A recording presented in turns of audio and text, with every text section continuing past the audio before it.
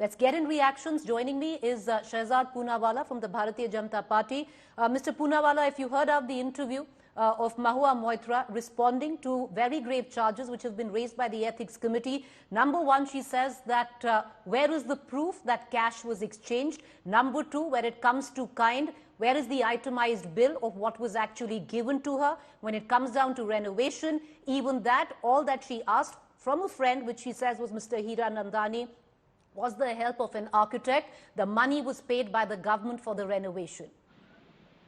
Look, I am no judging authority, and frankly speaking, if Mahua Moitra has so much of evidence to prove her innocence, she should do the same thing of keeping it in the right forum.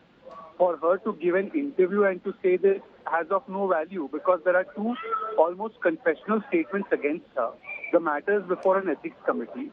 She should go and face the evidence there. I believe she's been called there. But even though I have not seen the interview, and just for the sake of my knowledge, has she admitted that she gave him the password but he could not log in? No, what she has said was that she shared the password because he's a dear friend of hers, and it was basically for secretarial help.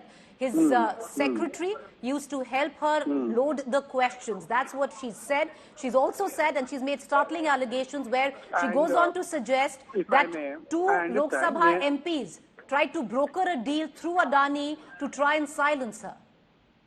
First of all, she is in the category of an accused, and like every other accused, they try to shift the blame to somebody else. But having said that, so she is admitting in a TV interview that she gave her password to a person who's operating outside India. Now, Preeti, any person with common sense would tell you that that in itself is an egregious offense. Whether it is a breach of parliamentary ethics, parliamentary procedure, whether it's quid pro quo, whether it's a larger question of national security being threatened by the egregious act that she's done and admitted, I think she should answer before an ethics committee. But at the very least, she has come on television to admit that she has given the password to a person operating outside India. Now, I think that itself should be something that is very, very serious. And now she can post facto make excuses for it, that I only did it for secretarial help, etc. But I don't think that members of parliament are expected to give over their login passwords to a corporate entity who is anyways having such dealings and vested interests and involved interests in your questions, to operate your login from an outside territory outside India. But she doesn't say that, Shehzad. She doesn't say that. She says that it wasn't that Mr. Hiranandani operated her account or logged in. She says she only sought secretarial help, which she says most of the MPs in Parliament seek, even if they are travelling abroad. More so, what she has said is the reason that she's spoken finally in public is because the likes of the chief of the Ethics Committee first went to national television to, make claims and to detail on what was the charges against Mahua before actually taking it to the Ethics Committee. So she says that he got the password but he could not log in.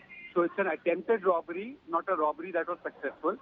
Well, anyways, that the Ethics Committee and other committees will decide based on the IP address and digital footprint. But having said that, please tell me how many MPs give their login password to a corporate entity who has a direct conflict of interest, who operates, and he operates from outside India, to give secretarial support to those MPs.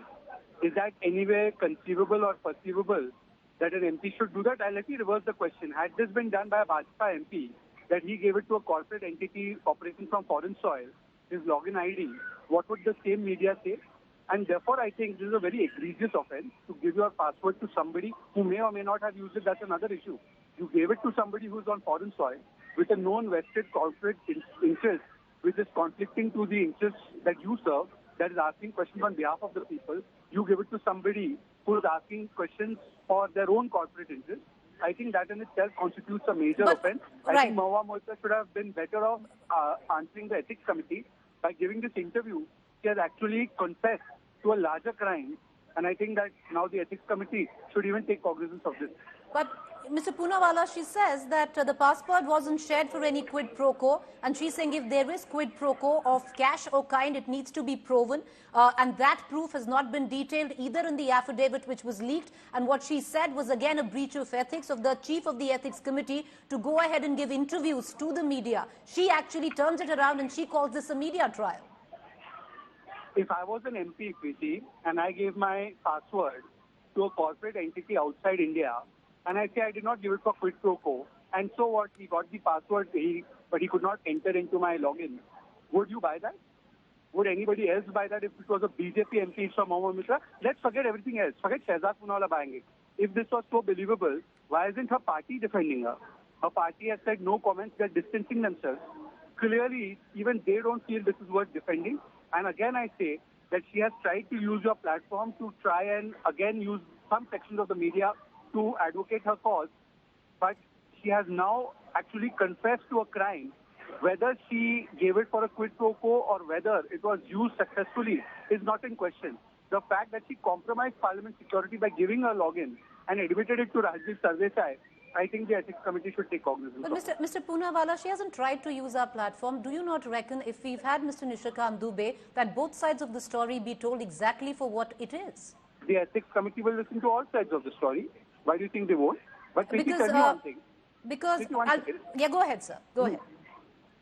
Preeti, if it was a BJP MP who gave his login password to a corporate entity operating from foreign soil with vested business interests, even though there's no substance right now put together about whether it was given for quid pro quo, would the question not be asked of that BJP MP? So the question is being asked of Mahua Moitra. She should answer it in ethics committee. Rather than answer it in the ethics committee, she is so desperate right now to save herself from the scrutiny she's being subjected to that she's coming and giving these interviews. And secondly, wasn't Mahua Moitra setting very high standards of probity in public life? Is this something that she should not walk her own talk and go and resign until the inquiry is over? And thirdly, why isn't her party defending her?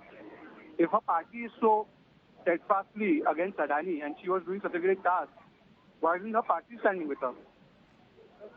Where it comes down to the fact, she's made that very clear, Shehzad, as you said that she needs to now depose in front of an ethics committee. She says she's going to do so, post the 4th of November. But she asked also a very pointed question, if there are two complainants here. The other one also needs to be called before the ethics committee and present a proof that there was quid pro quo, that cash was exchanged, an itemized bill if there was exchange of kind in terms of luxury items.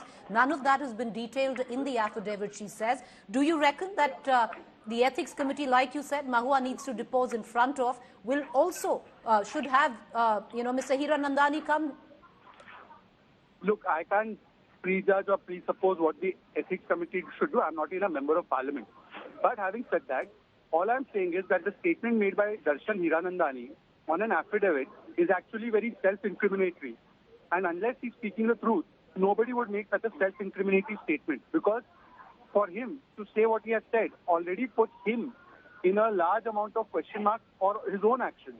So therefore, if somebody has taken that step, it is clearly to show that this kind of quid pro quo, compromise of parliamentary ethics and parliamentary procedures, and a larger agenda against India's national economic interests and parliamentary security was taking place, or else I don't suspect that somebody like him would make such an incriminatory statement.